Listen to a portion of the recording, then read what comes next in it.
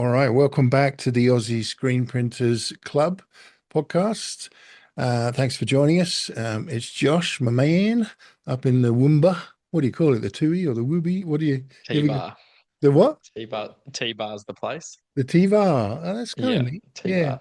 we just get called the Dale, Drama Dale. Yeah, myself, Sam from the Ministry of Shirts. What's been going on? You've been traveling. You're home now. Tell me about that. Yeah. Yeah, just got back from a couple of weeks over in England and Ireland visiting my grandparents. So that was fun. It's always fun to go away as a business owner. Yeah. But it's good that I have some good pressure from home to make me go. Otherwise, I probably wouldn't go Yeah. Okay. myself. So, But but how yeah, did it feel when you kind of got on the plane and the doors closed? Was it a sense of relief or sheer panic? it was. We were quite busy in the lead up to me going away. So it was just like those last few weeks, it was just chaos here. And even I only packed the afternoon that we were flying out. So Okay, which is like the okay, Sunday night. So yeah, and then you just jumped on the plane. That was the big the big flight over. So yeah, it was sort of like halfway through the plane flight, everyone started waking up and started to go to work without me. So, but there was internet on that plane, so all I was right. Oh I no. was still doing some quotes and replying to everyone on the flight over, Oh which is the man. problem. If we didn't have access, then we wouldn't worry about it, I guess. Well, that's right. We're so connected, and it's hard not to do it if we are connected. I Mm. enjoyed that kind of, the doors would shut. You might get a gin and tonic or whatever, and you'd be like, oh, no one could call me. It's I done can't now. call anyone. Yeah. Yep. Um, but yeah, so and when you were there, you're obviously in a different time zone. How did that work out? Did you have to report back to base? Did they call you urgently in the middle of the night or They didn't call me. The office phone rings my phone at the same time, which I kind of liked because it would wake me up in the middle of the night, and I'd probably spend like an hour a night for the first few nights, and sort of in the middle when we had some events due, and then at the end I would spend like an hour just um, catching up with everyone, like input like here at the office, or replying to a few emails that needed something that day or whatever, which is probably not the best, but it was, I think, better to have the time zone than like I went away at the start of the year and I was in Thailand, so it wasn't that much of a difference. So people kind of expected you a little bit to, they kind of expected a reply, I guess. hmm Whereas if it's the middle of the night where you are, they're not as, they're like, go back to bed, I guess. So, right? um, I think it's easier with the time zone because if you're just sleeping, then it is what it is. Yeah.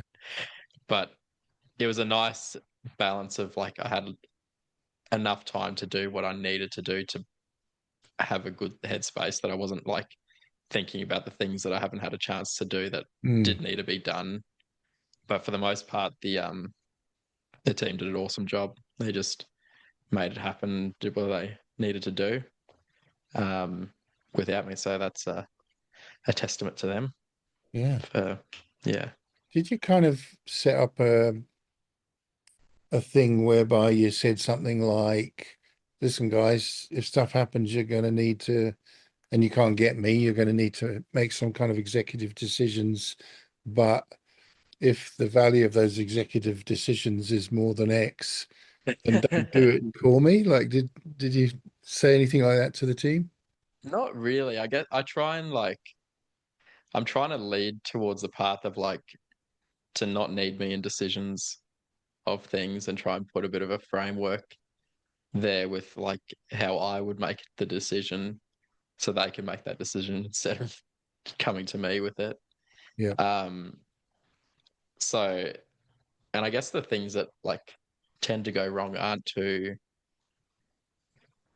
big of a deal. Like, thankfully, there's a person who deals with customers day to day anyway, so they could converse with customers if there's an issue, or um, someone in production that sort of knew what I would say to do then. But um, thankfully, for the most part, nothing major happened, went wrong. So Well, that's good. That's yeah, good. It is nerve-wracking going away and leaving it and not having, I mean, I guess most businessmen are kind of control freaks, really. They Mm. like to have things done their way and, always get it right type thing. It is hard to kind of just leave all that to others Yeah. and forget about it. But It did hurt our sales a lot last month. I was looking at that. I was like, "Oof, that that hurt," because the month before we had our best month ever. So um, to come off the back, but I knew it was going to be down because um, I wasn't selling, and then the other person that does sales was busy doing everything else that we so do. they So couldn't get through all the quotes or something. they just, it did slow down like inbound kind of work. Um, but they weren't just sort of, we try to like do a bit of outbound as well, I guess, and touch base with people. And they just weren't able to do that, all of that as well as everything else. So Got you. Yeah. we had a few, we did this golf day. Um, golf days have been surprisingly good marketing for us this year. We've done two, and we've got some good work out of them. Um, but this one, I'm in like this referral group um, locally, and we said we'd do the merch at the start of the year, and I had no idea how much work that would entail. All right. So, all we did is not just merch. We did all the promo for the businesses to put in the bags, and we did signs for all the holes. Oh, We wow. did everything, and then we did uh personalized shirts for the teams. So there was like 34 teams, and they all had personalized shirts. And I hated myself. Everyone hated me for it, for saying yes, but um so Well, it that was a was, good expose on everything you do, though, right? Like they kind of saw it yeah. all. Oh yeah, definitely. Yeah. It's um and we've sponsored a couple and like set up at a hole and stuff. Um and it's been really good. We've had like probably the best returns for that kind of thing that we've done Interesting. out in the community compared to Yeah. some Okay. other things. So, Why do you think but that that is? I think, well, I think the right people are at those events. Like it's the boss is paying the money, so he's there, and then they were they're usually probably a bit more of the decision makers, and everyone's like having a few drinks, and so you can like just chat to them casually and you just get to know them a bit more informally, I guess. Yeah. So it feels a bit more of an authentic interaction. And then we it's a lot of it's like we'll know a few of those customers, um, well, they're existing customers, and they'll have other businesses on their Right. team. Yeah. Yeah. So it's a good little referral Yeah. thing there too. So get on the Wow. golf days. Sounds I'm good, terrible mate. to golf, but it's a good Did you time. actually have to play? You were in one of the No, teams. Oh, we've always just done like sat at the hole basically, but um, I think next year we might have a crack. Uh, but yeah, jump on it.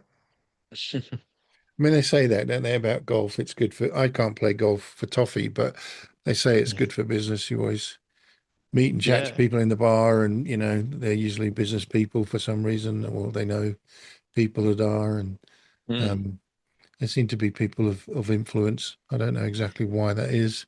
That's it. Maybe I should give Tiddlywinks a miss and start learning golf. Yeah, 100%. Oh, But wow. yeah, that added a fair bit to our plate. So it was the wrong time of year for that to be away with that kind of event. Yeah. Okay. But yeah, yeah. What So about you? just before we go to me, so you tend to do the outbound stuff in terms of, the sales. You mentioned your colleague does inbound stuff, but you would predominantly do the outbound stuff. Would We that be we cold both do it. calling? Yeah, I'm trying to. We both do it. Um, she'll often like put the list together and stuff. As she like in amongst other things. A lot of it, like I'm trying to focus more on our existing customers at the moment, I guess, just because it's like the low hanging fruit Yeah. because we already have their logos and it's a lot like, oh yeah, we've been meaning to hit you up. We need some more of this. And it's like, cool, I'll send you over a quote. And then it's Yeah. a sale. Um, rather than like that's been the we were talking about it the other day, like this year's I think everyone's getting a bit tired. I think the break will be a good thing.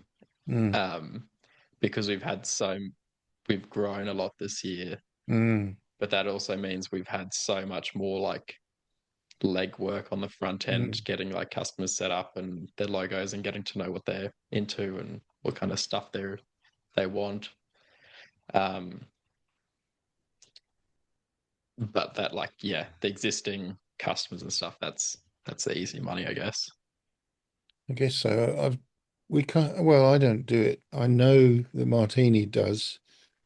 She'll look at what customers purchased this month last year, and Mm. she'll give them a little kind of, well, I don't think she'll phone them. She'll just email, say, hey, how's it going? Last year you purchased whatever. And um, I want to learn how to do more of that kind of outbound stuff. Mm. I find it very hard. I think last time I showed you our pizza box idea, and Mm. I'm quite excited about that, but for locals. But yeah, I found out that you're not actually, a business is not actually allowed, apparently, to go to the internet, to look up another business, to see their phone number, and to phone them with the view of making a sale. Yeah, how absurd is that? So let me tell you the story you asked about us. I'm going to tell you 2 weeks ago, tomorrow, um, I got an email from the Australian Communications and Media Authority, Mm. from the Compliance and Intelligence Oh, uh, gee. Unsolicited Communications and Scams Department. And it dropped into the mailbox with these letters saying they'd had a complaint that someone that we have on our list um, wrote to them and said we're getting unsolicited email. And so they said the penalty for this is $306,000 per email. And then they said, however, we're not going to penalize you in this instance. We really want to make you aware of, having the right processes and procedures and everything. Um, and I looked up the email and it wasn't on our system. So How did they tell you which yeah, email address it was? they told us the Oh. email. That's all they would give us. So I immediately went to find it and it wasn't there. So obviously we have an email that we email to that forwards to that mailbox. Ah. So I thought that's very interesting. Because the whole thing is, did they subscribe, and how are you managing that, and how are you notifying them, and are you Mm. letting them unsubscribe and so on. And so I emailed them back and said, look, we don't have this email. Um, so clearly we've got an email that it's forwarding to. And, how can I don't know who that is. So what's the protocol? Gonna keep getting it. Yeah. Do we contact them and say, hey, look, what's the email? Or do you contact them? Like, we can't stop marketing. Had nothing back. So I wrote again, had nothing back. So I thought I'm going to have to phone. So I picked up the phone, spoke to the lady at the front desk, and she was very nice, but she refused to put me through to anybody. Um, Basically, you can't speak directly to the team involved in managing this. And I said, well, it's kind of ridiculous. And she said, well, I will leave a message for them to contact you. I thought, well, okay, fair enough. So anyway, never came back. So I phoned them again. Same problem. Phoned them again. Same problem. Never got a response. Started sending quite, I'd say, mildly aggressive emails now. This is ridiculous. You're affecting my business. We're probably losing revenue. It's Christmas. What are you thinking? And nothing, absolutely nothing. So I phoned up and I said to the lady, she said, oh, it's you again. I said, let me start by telling you, I'm not going to hang up this phone call. So either you're going to hang it up or you're going to find someone to put me through to. Now, in the meantime, I'd found the name of the chief executive, right? And she said, no, I can't. And I said, speak to your manager, speak to the person you report to. I said, it's utterly ridiculous. And then no, we can't do that. We can't do that. And I said, okay, put me through to this person. And I won't mention their name. And they went, what? And I said, put me through to the name of this person. They went, do you know her? And I said, Yeah. put me through. And she said, I can't. I'm not allowed to. And I said, okay, who reports directly to this person? And they said, I'll just speak to my manager. So she spoke to a manager. Next minute, I get put through to this woman called Karen. I don't know her surname. Of course. And I'm thinking, wonder what level she's at. And I just said, bless you for taking this call. And she laughed. She was actually really good, but it was a nightmare. And she, obviously they're sending emails out to people all the time Mm. and just can't take all the calls and the emails and everything. And I said, well, it's been 2 weeks, like I can't market by email all the Yeah. time. This is hanging over us, like it's affecting our Yeah. revenue. So we had a huge conversation about it and the legislation and how they were undermanned and, the penalties don't go to them, it goes straight to the government and yada, yada, yada. And I said, give me a reference of another business that got penalized. And they said the Commonwealth Bank of Australia. And I said, listen, Oh, mate, we're just a tiny t-shirt business. Like, it's not really like, t-shirts. can you believe, it's ridiculous. And of course, they got to be careful what they say. And I Mm. said, look, it's incumbent upon, she said, it's incumbent upon you to resolve this. And I said, great. It's incumbent upon you to find me. So why don't you find me? And she's like, what?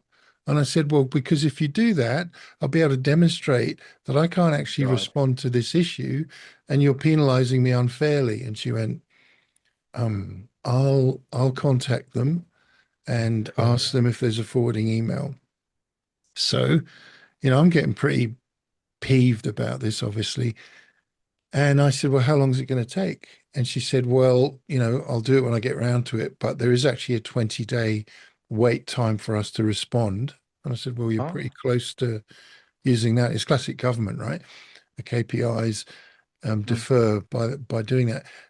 And then she said, we have to give them 20 days to respond to us. And then we can respond in another 20 days. And I'm like, so we're talking 60 days. And I said, listen, you need to do this today. And I want an email by 5 p.m. I was really assertive. She goes, I'll see what I can do. So she did. She Oh. emailed them. She came back to me before 5 o'clock with an email saying, we've contacted them. They can't remember the forwarding email addresses. Um, you have the right to continue marketing, Oh, okay. basically. And I And was they're just like, gonna still copy your emails because they can't remember. yeah, Just presumably archive it, mate. It's it's fine. absurd, Don't stress. right? But in the course of the It's conversation, fine. I said, look, if I want to communicate with a business, I look them up online, I'll take a note of their phone number and I'll take a note of their email, and I'll probably start by emailing them. She said, you can't do that.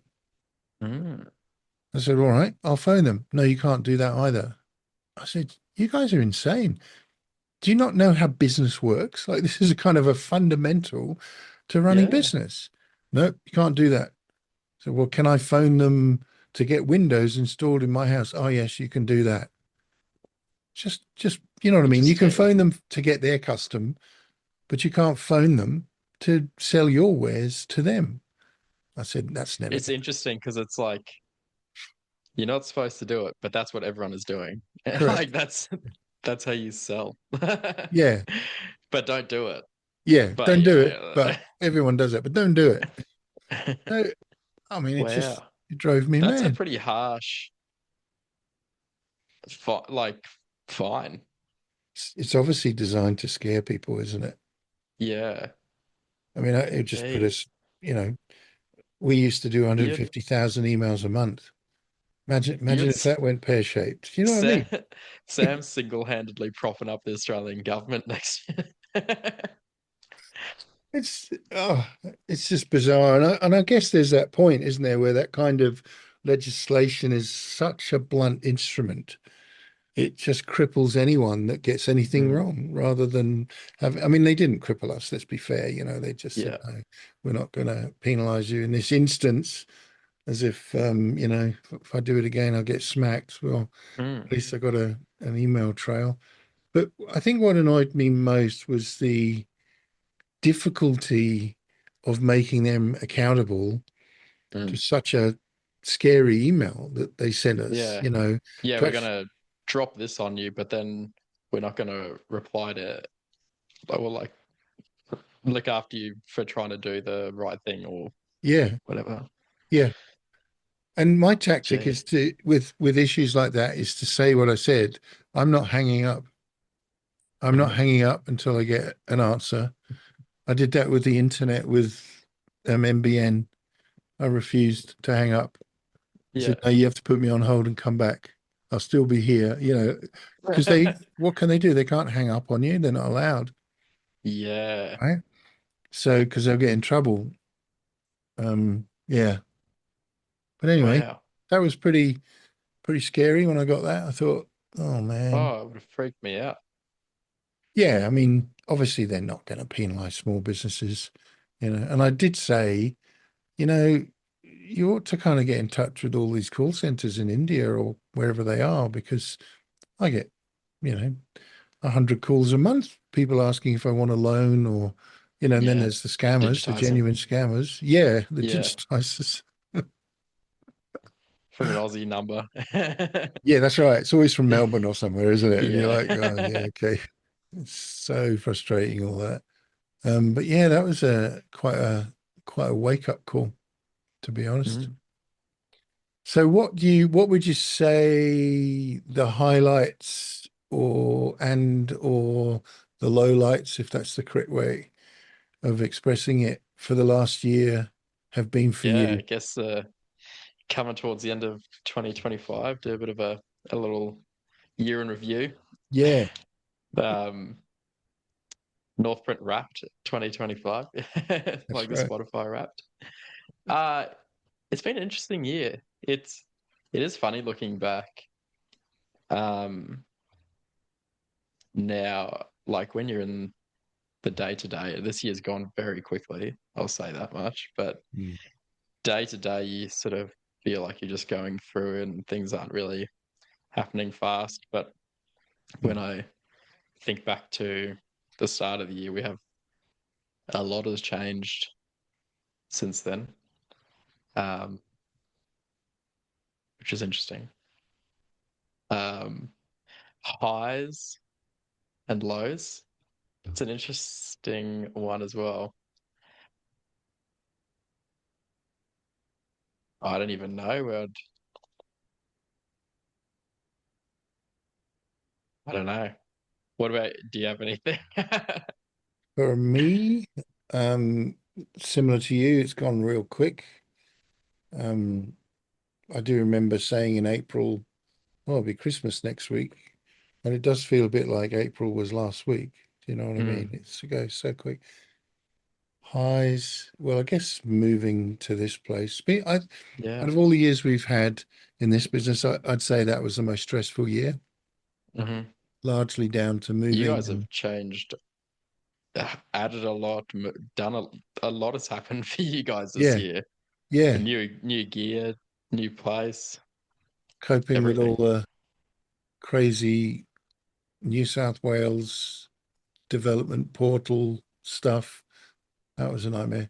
But yeah, just getting here, getting everyone in, doing the move, rebuilding the presses, which didn't go as well as we'd hoped. Um, Kitting it out, fixing everything, wandering around with a spanner in your hand all the time Mm.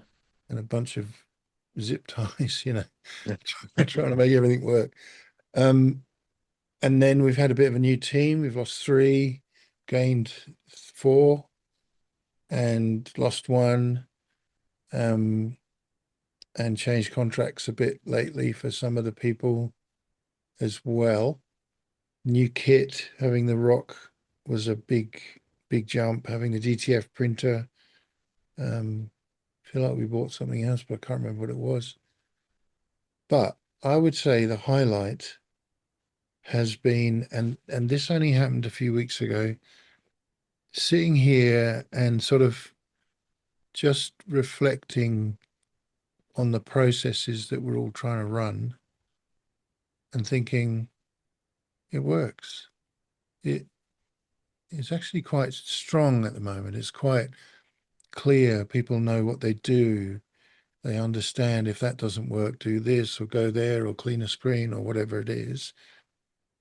And that gave me a sense of joy, to be honest. I felt that in a bizarre way was a real high point. And I don't do any of the production. I don't do any artwork at all. And Awesome. so I'm freed up to do all the other stuff I do, which is largely marketing and financials and I guess a bit of HR. Um, and it made me think, okay, I might be able to get out of this. You know what I mean? Like I Mm. might be able to function without my brain in production and things go wrong. And I don't often hear about it. They fix it, they make it work. Lydia Mhm. comes up with a solution. But the other really weird thing is, I don't know what jobs are going through the system because of it. Yeah, right. Because back in the day, I did all the artwork, Mm. whether it was for DTF or whether it was screens or whatever it was. And so you'd see them, you see the mock-ups. Oh, yeah, great. Um, I don't have no idea. I wander out and Mhm. see what's on the press and I go, oh, right, that's cool. You know what I mean? And that's kind of weird. And Yeah. I kind of don't like that in a way. Like I like the idea that I'm not so connected to it, but I miss that part of it because it's actually a ton of fun Mm. printing and reproducing. Sometimes we get to work with some awesome artwork. The screen printers around the country get some just amazing pieces of artwork, or maybe they're printing for I don't know, famous band or whatever it is. And you kind of think, oh wow, that's pretty cool. So I sort of am missing that a little bit, but nonetheless, that sense of joy that was derived by thinking it's actually working. The processes are working. Um, I think that probably sounds a bit pathetic, but I derive a lot No, of from that thinking, yeah, okay, it's kind of working. Um, it's I found that too this year because the start of the year I did all the sales, so I knew everything that was going on. But it is weird. Like a customer comes in, they're like, "Oh yeah," like it's one I've done sales for before. I'm like, "Oh, how you going?" And they're like, "Oh, yeah, good. Just picking up your my like this." And you're like, "Oh, cool. Let's yeah, go yeah, let's go have a look for yeah. it." Which yeah, you're right. And it sort of makes you worry. You're like, "Oh, I hope they've done like as good as job as I would have," and it's always fine. But yeah, it's interesting. Do you find it? Well, no, let's not use that. It's very easy to create just on that issue of, is the print okay? Because my colleagues have done it. I've not been involved. it's very easy to create a culture of blame in a place Mhm. like this because there's so many processes where something can go wrong that, may result in a bad print or whatever. Do you find that can happen a little bit? People, oh, it wasn't me, and you go, well, what's wrong with you, man? I'm just asking you what happened. And, and you think, oh, have we created a culture of blame here? Do Yeah, you guys, are you pretty mellow about that? we haven't had too much of a issue with that here. We've been like, I guess it's pretty obvious who, like, there's two people in production, so it's we know who, like, you can't hide it. But I've really tried to encourage, like, we're gonna have to fix it one way or another. Like, if you stuff it up now in production, or if the customer finds it later, we got to fix it either way. So we might as well do it now before we give it to the customer. Yeah, right. Yeah. um, and I try to not make a big deal out of it. Sometimes I'm like, that really hurts. That's like, especially in, like, we got a 6 head embroidery machine this year. So now when you stuff up something, you don't stuff up one or four things. You can stuff up like a few $100s worth of jumpers or hoodies in like 3 seconds Yeah. because Wow. because you're doing six at once and on like high value stuff. Like I'm like, just take care of this because this jacket's worth $200 and it's bloody a $1,200 run of Yeah. of jackets on the machine. So, but I try not to. I try to make it easy for them to tell me if something's gone wrong. And I think my previous uh, job at the farm was a little bit the same. Like my boss was pretty like he wouldn't rip your head off if you said like this is what's going on or whatever. And it sort of put more pressure on you because you're like, oh, I don't want to disappoint them. And I think the same thing sort of like Mm, happens here because they're like more disappointed in themselves than mm. like, oh, Josh is pissed off with me now. Now I like fuck that guy. So Yeah, right. it's more like they're like, oh, I want to do better. Yeah. Um, yeah. Yeah. I think there's always a tension there, and there's always that kind of expectation of, well, the business will just wear the cost. Mm. Of course, it has to because you can't do anything else. But Yeah. that gets to me now and again. If someone has that attitude, they get chewed out by me. Hmm. Um, but yeah, it's nice not being involved, but I miss it as well. But yeah, it gives me hope that in 6 years I will be out of here. Um, hopefully, still able to live.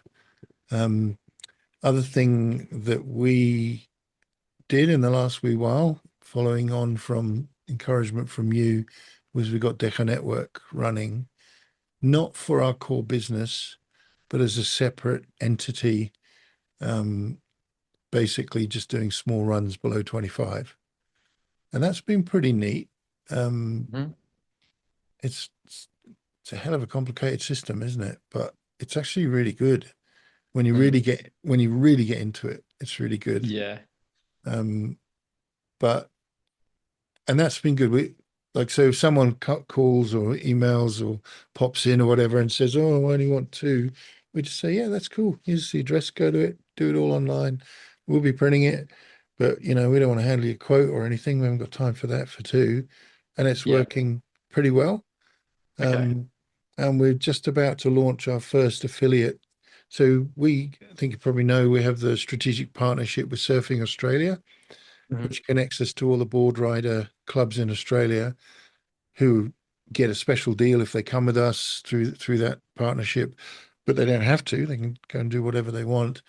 And one of them is launching a big event in February, middle of February, and they're basically using one of the affiliate sites that we're building to do a pre-order system. Mm. And we've done this before on other stuff on Shopify and other systems. So it's the first time we've done it this way, and it's pretty neat. Mm. So yeah, um, quite like that. How have you found? Have you found? most of the orders you're getting through that avenue have been like that you've referred there? Was it a few organic ones starting to pop through or? There's organic ones coming Yep. through. I wouldn't say, we couldn't live off it at the moment. Um, yeah, and we kind of get excited. Oh, wow, who are these people? No, I don't know. Yeah. All right, okay. Um, but it's also really nice if someone buys 10 hoodies, you know, at those kind of rates compared to the commercial Yeah. rates that we would normally offer. So yeah, sometimes it's referrals. So we had a customer come back for a top up and they just wanted 15, I think.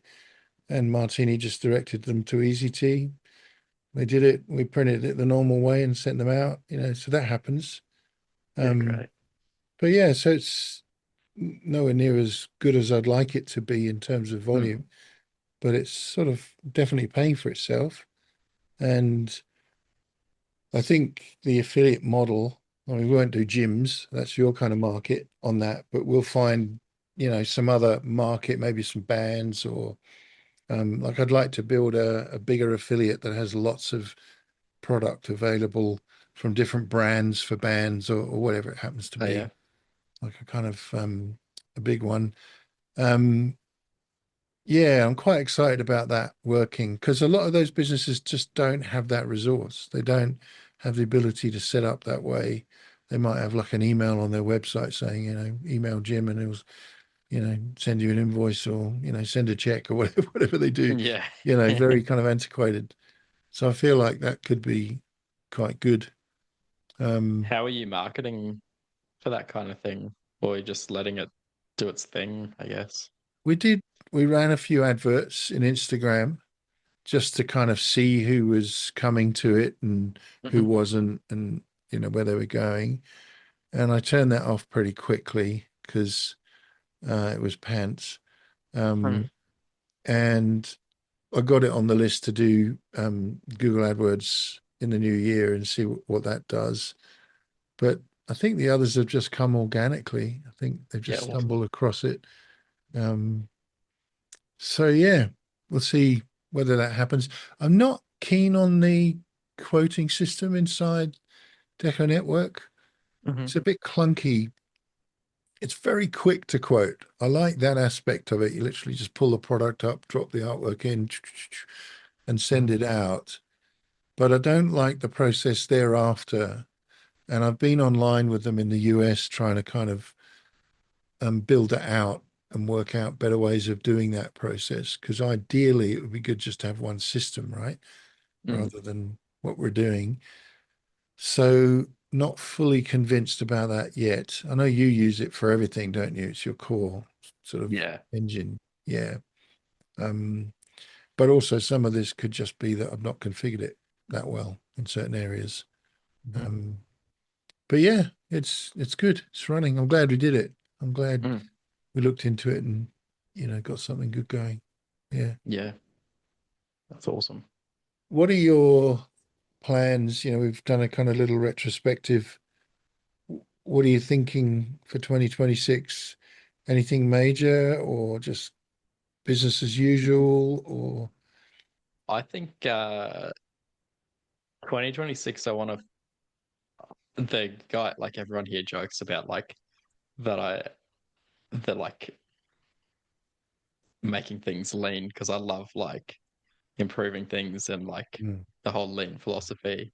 mm, Um, but I'm like, I'm worried that I don't want to make it like they joke about it. Like, oh, this is so lean. I'm like, it is though.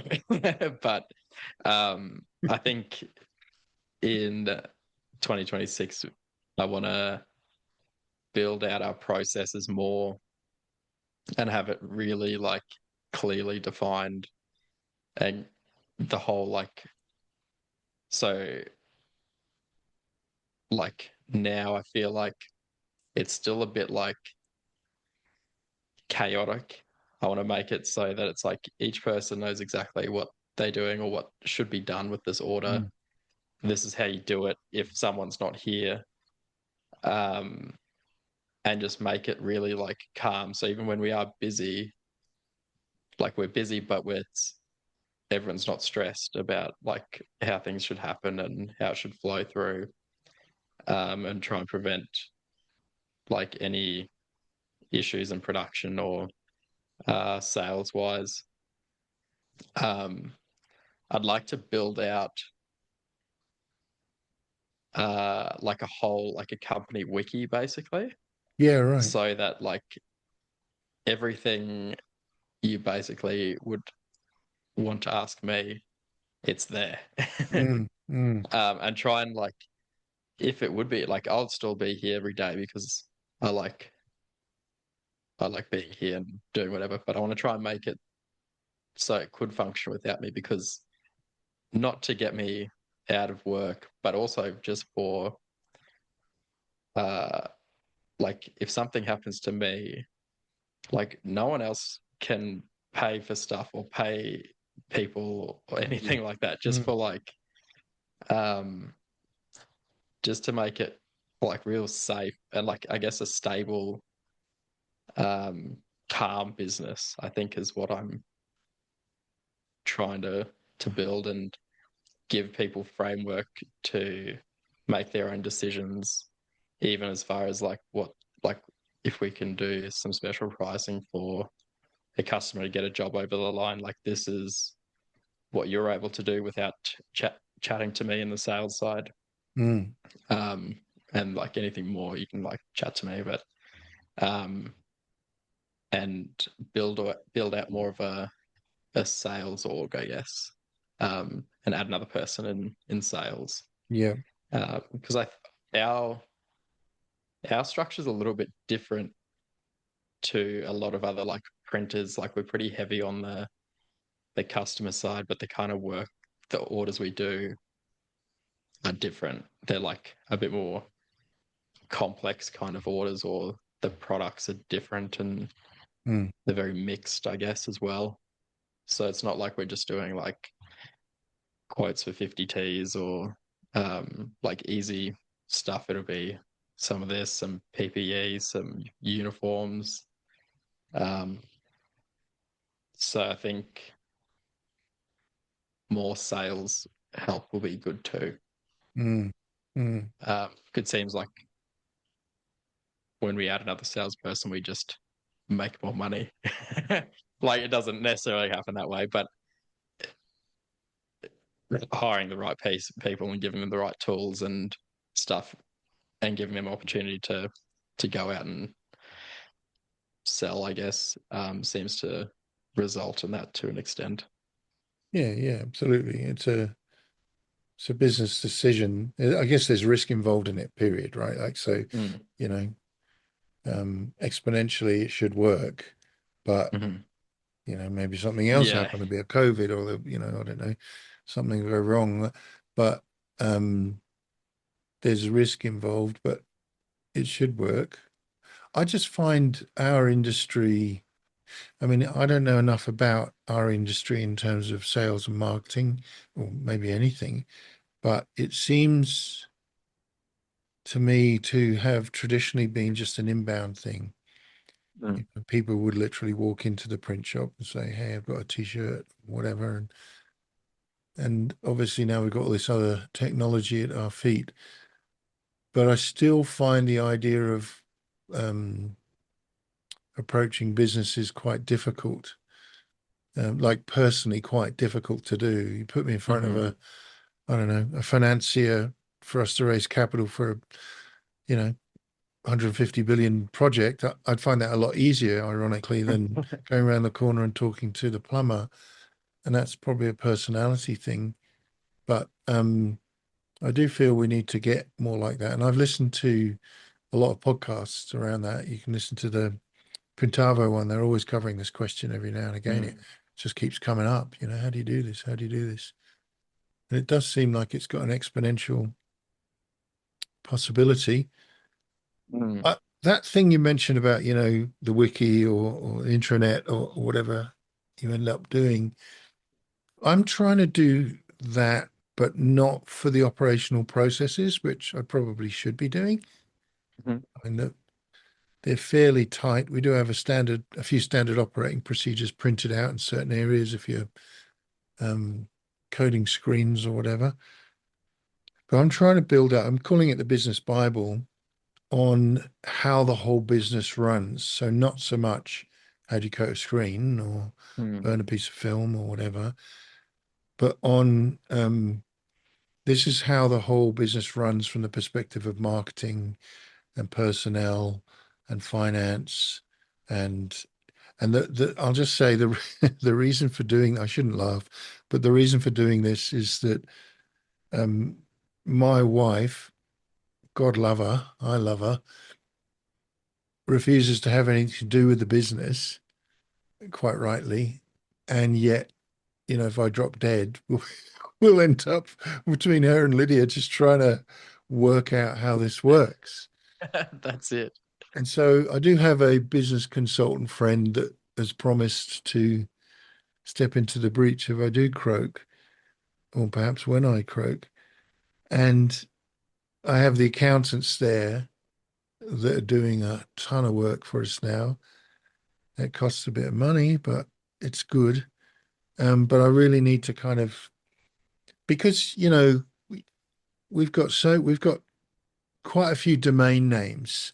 We do our marketing through one domain name, and that email will forward to that one. And you know our DNS settings on Cloudflare are like this for all the domains we have, and we have a few different sites and a few different bank accounts, and no one knows that stuff and how that works except for us, right? And just to kind of write that down and it'd be a great document for someone to steal.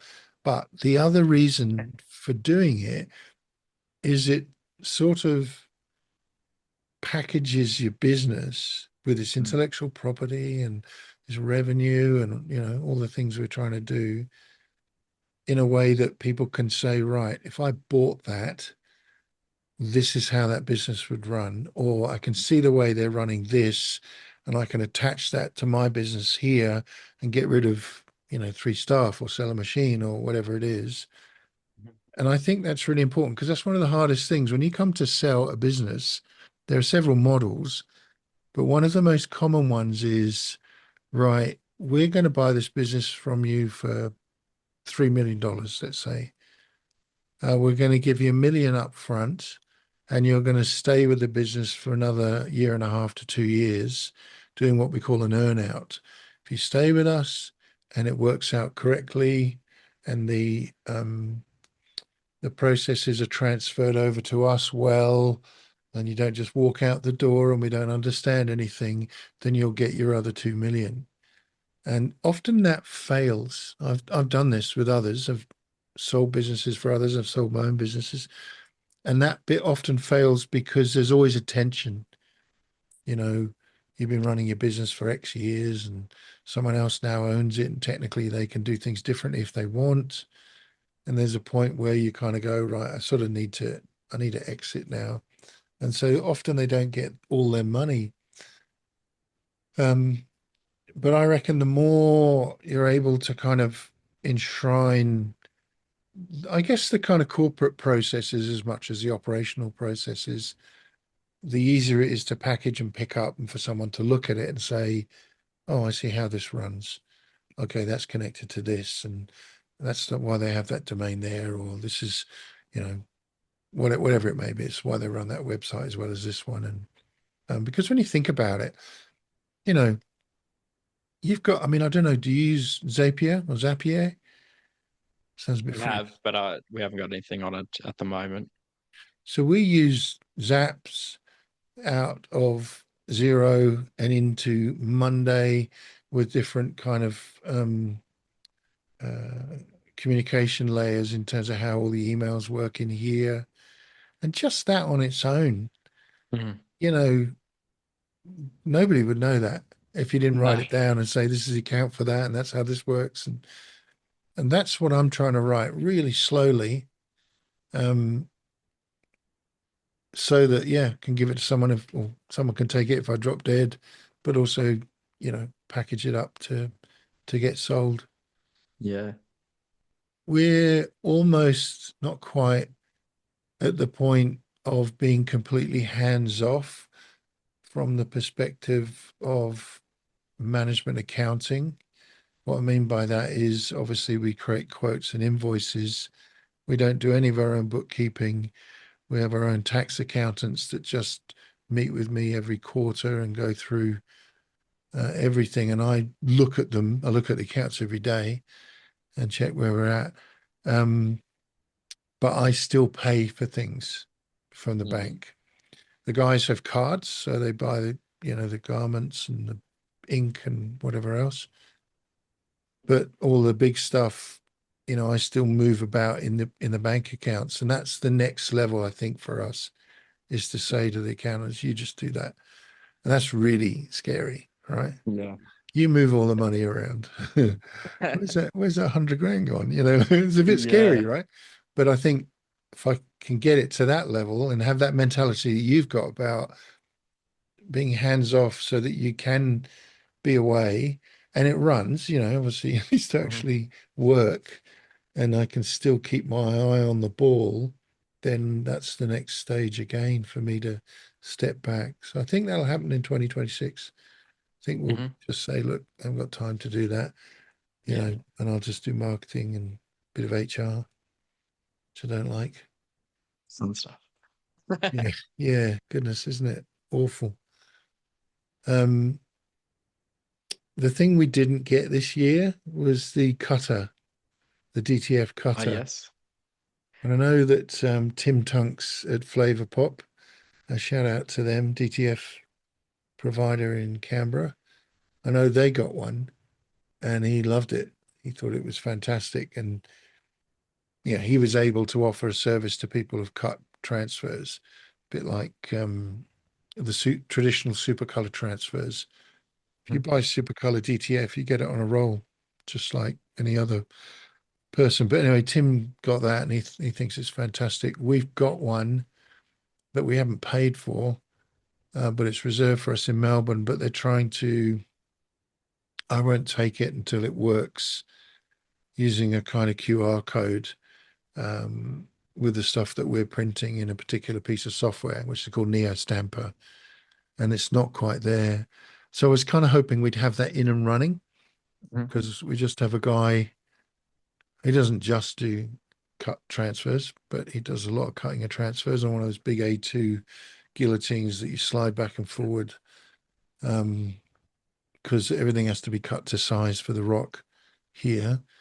So I wish we'd kind of had that in because that would have been it. But I think we'll end up doing that next year. But my plan is not to spend any more money after that. It's just to consolidate and make some money, make and take. Yeah, I think that's what we'll get up to, hopefully. Awesome. How's your DTF journey so far? Still learning? It's I getting has easier.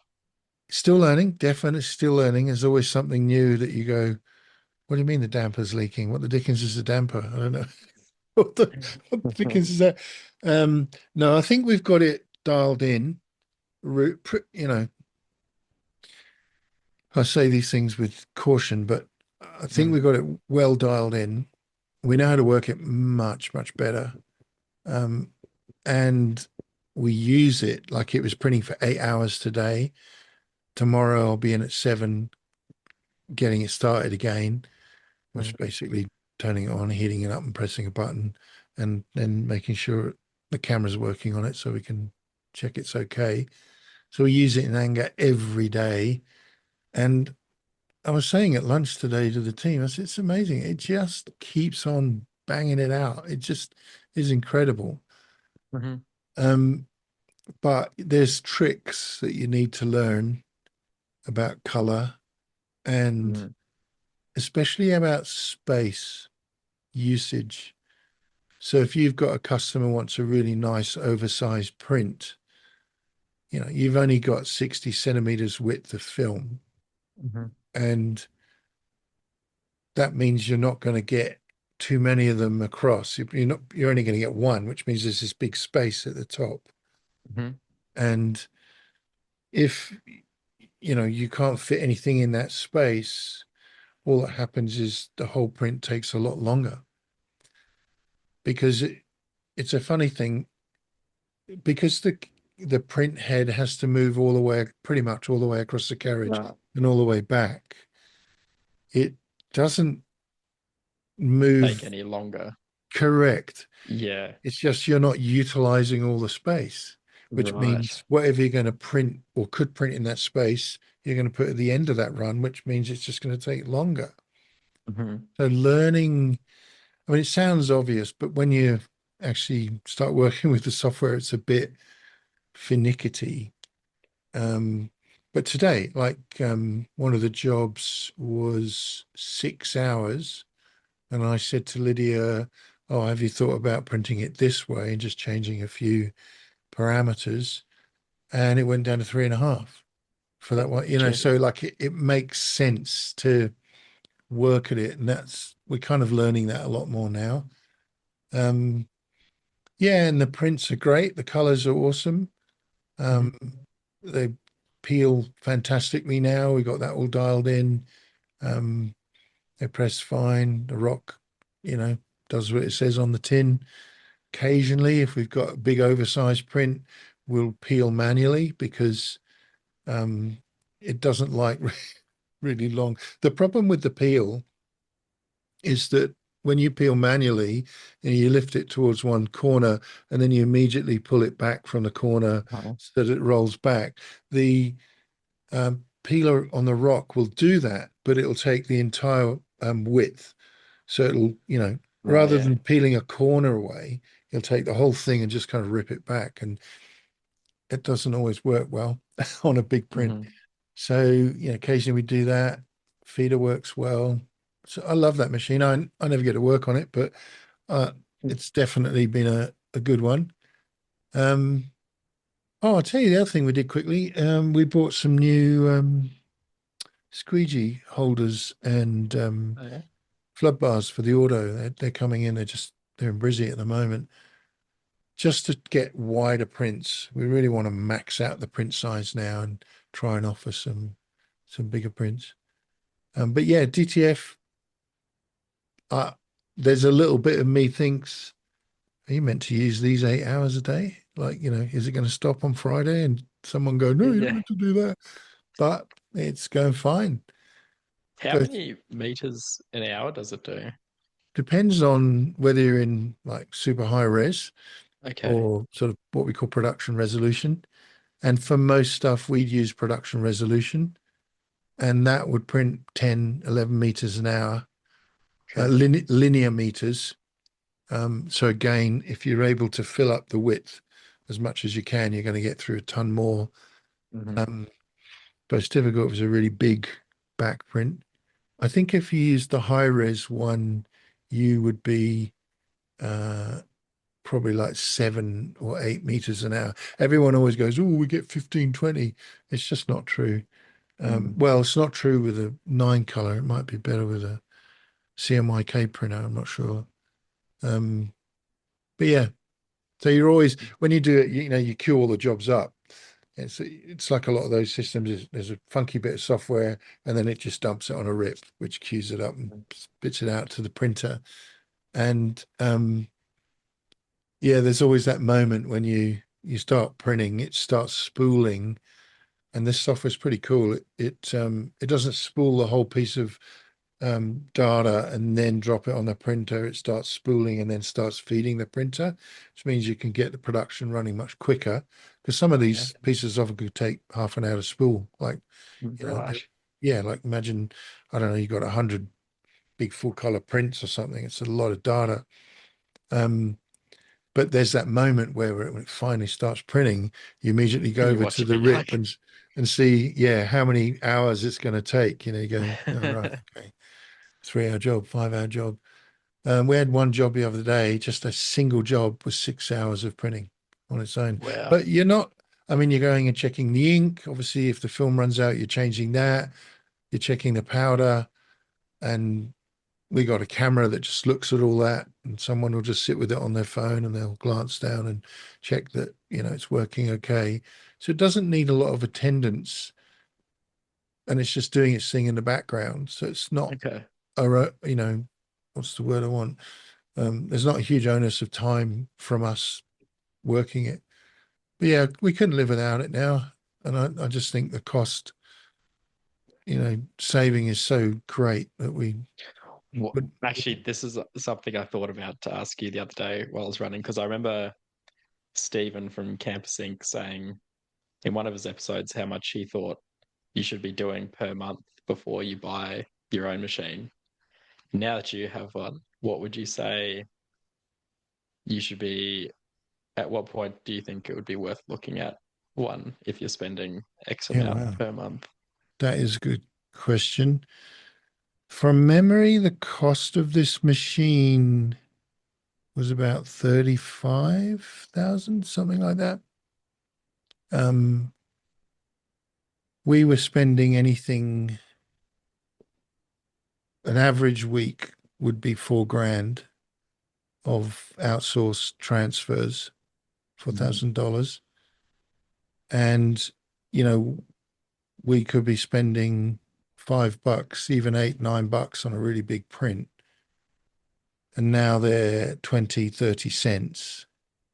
So, if you're spending 4 grand a week, clearly you're going to recover the cost pretty quickly. So that we kind of got into that mess, as it were. And I went, there's got to be a cheaper way of doing this. Oh, well, there's no, the business case, worked out on the way home. It's pretty obvious. So we can repay that pretty quick.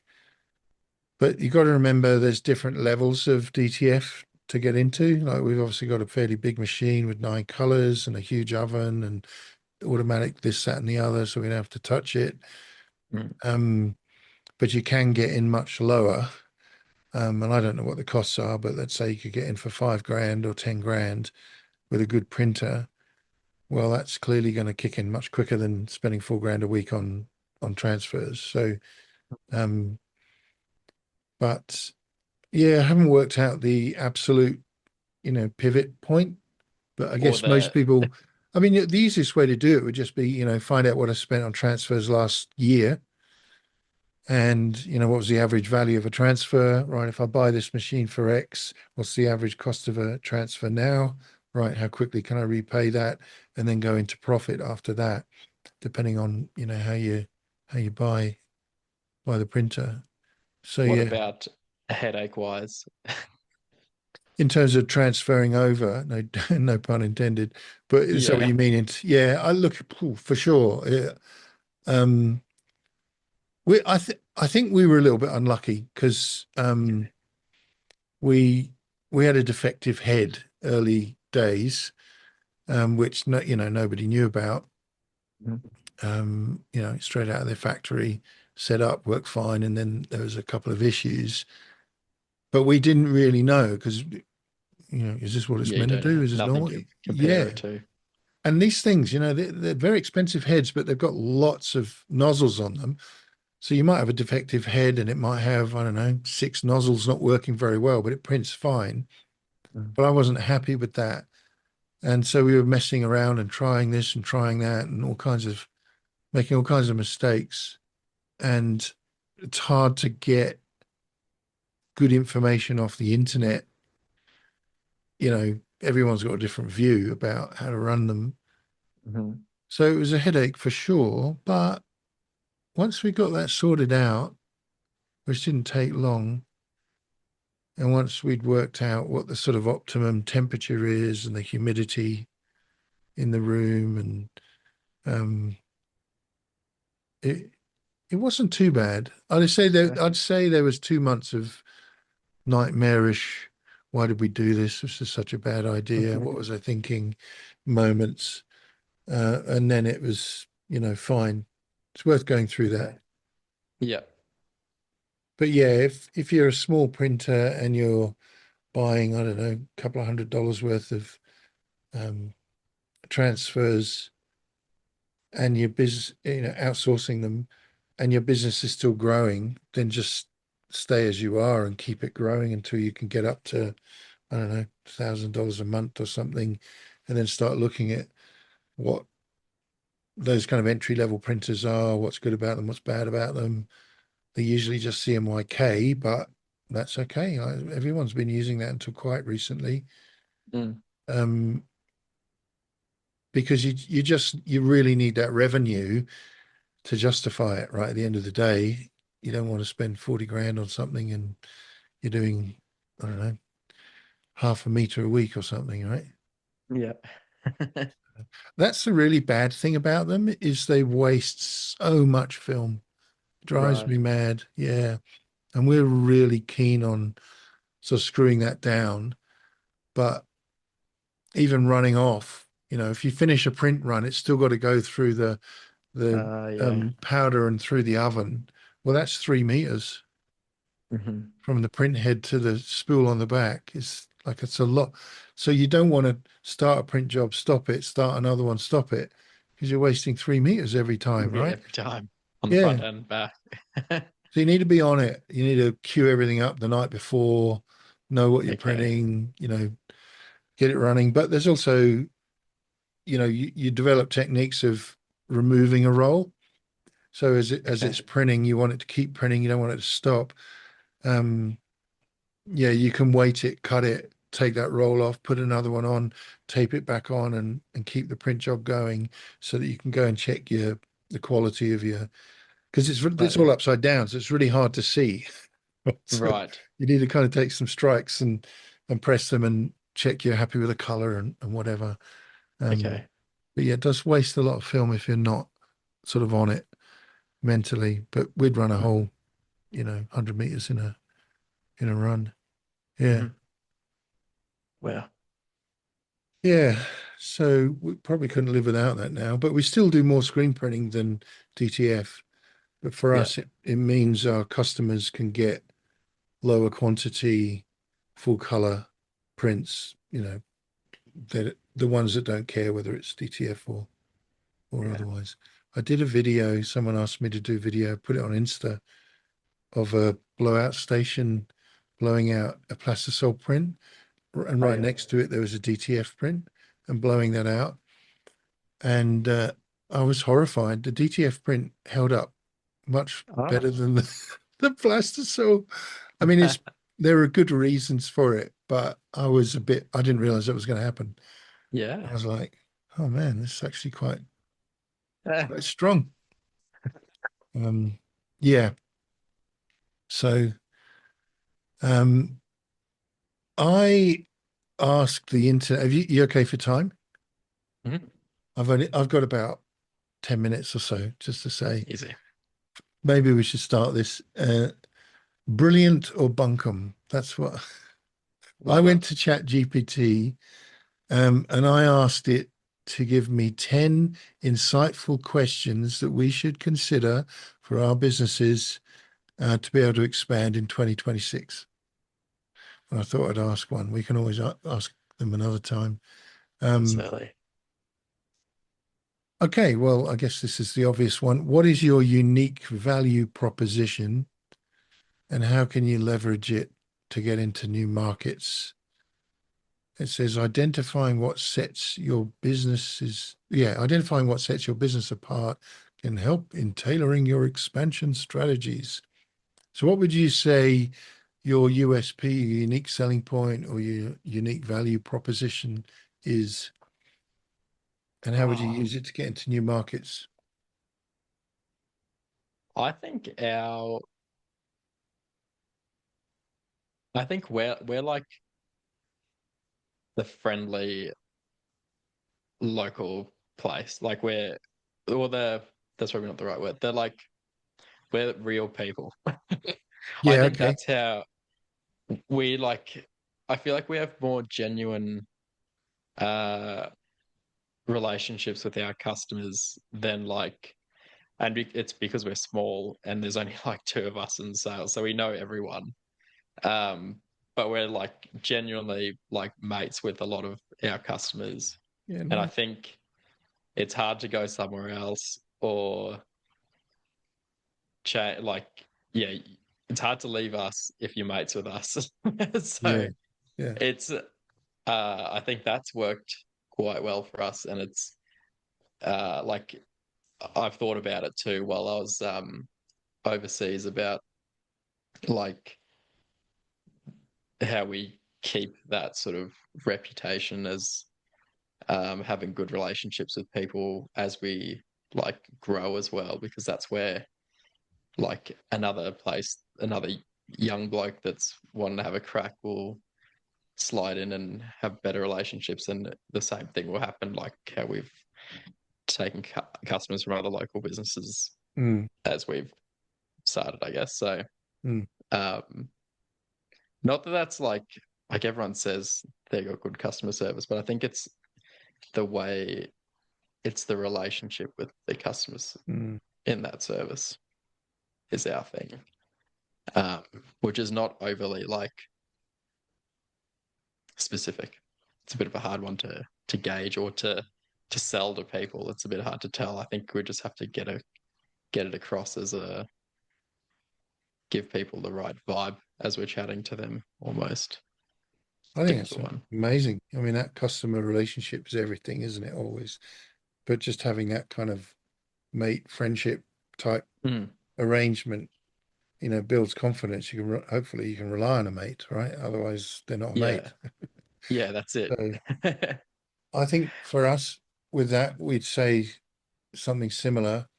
Um, I'm just trying to think of maybe a good way of saying it for me might be something like excellent prints and excellent customer service, but the latter needs qualifying. Um, and I guess it comes in a kind of peace of mind type language. So, you can have peace of mind that you're going to get really good products, but if you have any issues, our customer service will ensure you have peace of mind. We'll In fix other it. Yeah. words, will help you through the process because a lot of people, we do so many churches, and often the poor person that's got the job of getting the 500 Mm, t-shirts for the camp has never done it before, and it's their turn kind of thing. And so helping them through that gives them peace of mind. yeah. But also, if there's an issue, print the wrong print or something goes wrong, we'll resolve it. Hmm. And I feel that those two things at the end there about peace of mind, I think they're critical. Yeah. Yeah. If you don't know the company, if they're going to let you down, have they got good reviews? Um, were they nice and easy to talk to? Did they respond or reply to your email? Then confidence becomes a thing of risk. Whereas if they're friendly and they're mates, like you're saying, and Mm, you're amenable and you can get in contact and you're accountable, if something major happens here, I'll phone the customer. Say, hey, mm. look, really sorry, then you're going to get business. There's nothing worse, is there? We say it all the time, I'm sure, that, oh, I was at such and such a cafe last week and it took them 40 minutes to get me a coffee.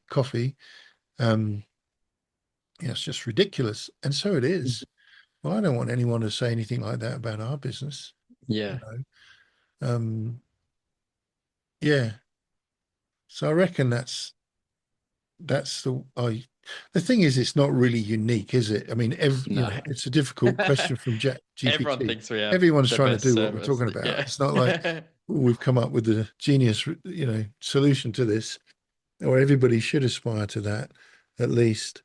Um, yeah. Okay. Let me ask one more, and then if that's okay, we'll wrap it up. But we can do these next time. What are the potential risks involved with expansion, and how can we mitigate them? Hmm. Mm. There's always a risk.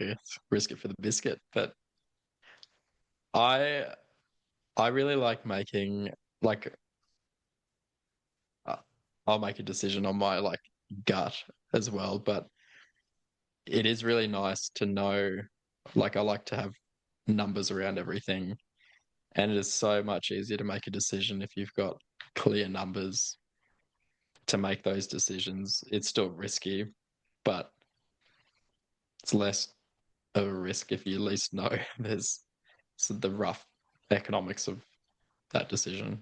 Hmm. I think that's important. I agree. If you've got, I mean, yeah, I struggle with. There's a thing called optimism bias. Are you familiar with this Mm. kind of concept and that as well? I came up with the idea, so it's going to be a good idea, and so it will definitely work, right? Uh-huh. It's a classic optimism bias. And getting some kind of financial model to look at return, like we were talking about DTF as an example, and to be really conservative about the figures and build in some, risk value around them. Um, what will happen if we lose 10% or 5% of the business? What will happen if we don't have so much cash to cope with cash flow? Um, is it better to buy something or to lease it or to borrow? Or for us, always, the golden rule for us is not borrow.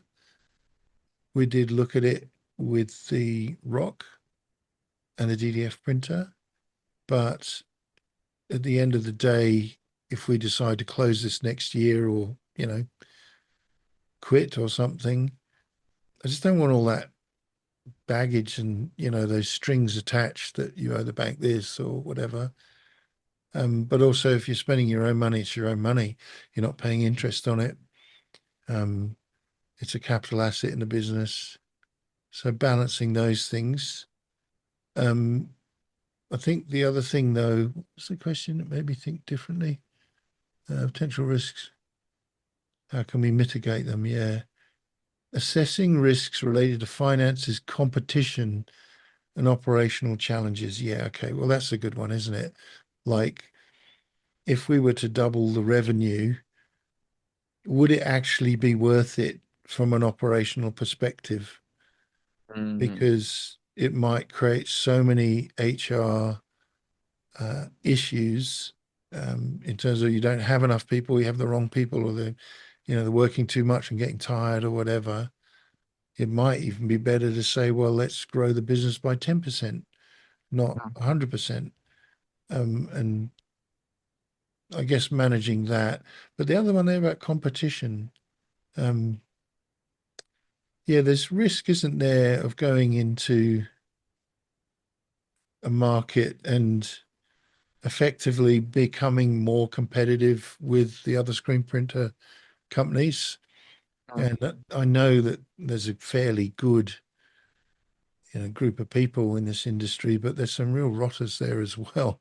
I noticed, I won't say who, but I swear that one particular guy goes round and sees other people's instas and just markets to those customers. And I just think that's, yeah, good on you. Fair enough. And they're the kind of customers we don't want to keep because they'll just be undermining us. But I don't want to do that to other people either and get a bad name. So I guess, mm, hitting a market more aggressively can be tricky. Like I would never, ever want to go into go up against anyone in contract printing because I know mm, they're on, bottom dollar and, but they're printing hundreds of thousands of whatever it is. That would cripple us, but it would also, we'd just be a laughing stock. We just can't do mm, that sort of stuff. But I think there's enough room in the middle for us all to do some workwear, all to do some bands and mm, breweries and, the stuff that we all do in churches. And um, I'd like to just keep growing that and seeing people return. But yeah, the risks can be a disaster. Like you can, mm, I wouldn't want to spend 100K on advertising. We spend a lot of money on advertising, but I wouldn't want to add another 100K, let's say, mm. without knowing, what is this a kind of linear return of Yeah. investment, or is it actually not so good? Um, yeah, sometimes I don't know if this is a helpful analogy, but sometimes you go to an old house and you turn on the hot tap. If you turn it on full bore, it gets warm. But if you kind of choke it a little bit, not turn it on full bore, it gets hot.